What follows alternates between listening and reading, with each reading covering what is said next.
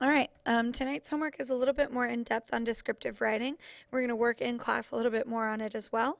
Last week we briefly talked about it on ways to expand your body sentences by thinking about word choice, figurative language, and writing with the senses and emotions.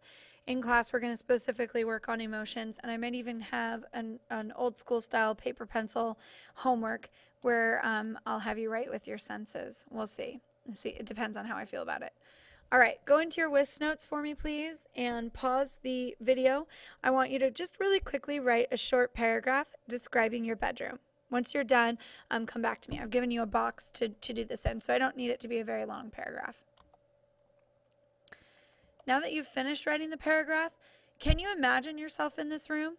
If you actually go back and reread it, can you picture and visualize it in your head? Have you used all 5 senses, sight, touch, taste, smell, and hear? Is there any figurative language in your piece? Have you used any onomatopoeias, simile, metaphor, personification, alliteration? Most of the time, for most writers, all of these things are things that we don't think of on a regular basis. Good writers do, but most of us don't.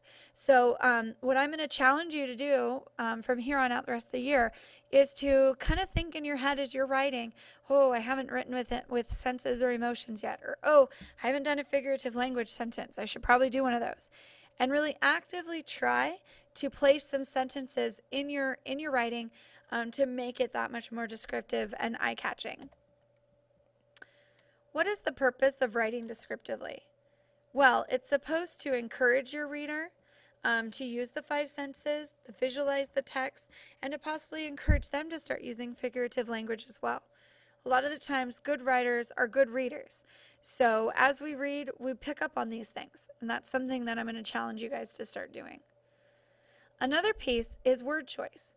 When you start picking words because of their picture painting quality, the reader is better able to visualize what you are actually describing. Remember to show the action that is happening. Don't just tell about it. And this is kind of going back to the video that we watched last week.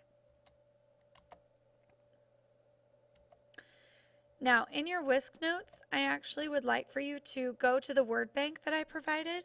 There's a word bank on strong feelings and a word bank on strong verbs. Get out a highlighter and let's go through some of these words. First of all, I just want you to highlight the words you like, and then there's a box below that for you to take notes on the words that you don't know. So any words that fit into the category of strong feelings or strong verbs that you don't really know, jot down a few of them in the box that I provided. Once you're done with that, come back to the video. The other thing that's really important is to write with emotions. And it isn't enough just to write, I was so excited, or I was really sad. You need to try to be more descriptive than that. Instead, think of what those emotions really feel like on the inside, or maybe even what they transpire to look like on the outside. Like when you get angry, doesn't your face maybe get really red? Maybe your hands clench at your sides? Instead of just saying, I was angry, you could say, I was so angry, the hands clenched at my side, and my face turned beet red. That is so much more visual and picture painting than if you were to just say, I was angry. Now we're going to practice this in class, so hopefully we'll do that in the next day or so. That was tonight's homework, super short and sweet. Don't forget to go back into your WISC and write a summary and a question. Remember to try and keep those questions hot for me, please. And I will see you in class tomorrow.